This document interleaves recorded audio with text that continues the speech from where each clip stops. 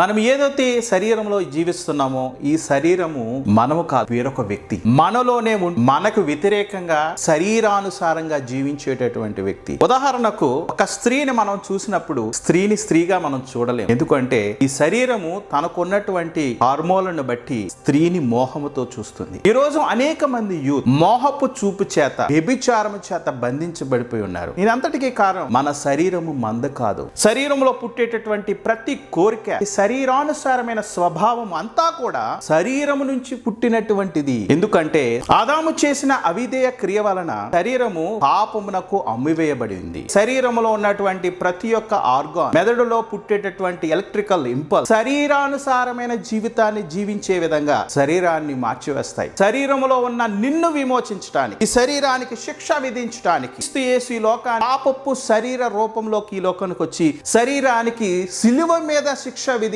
ఈ సత్యం మీకు నచ్చినట్లయితే సబ్స్క్రైబ్.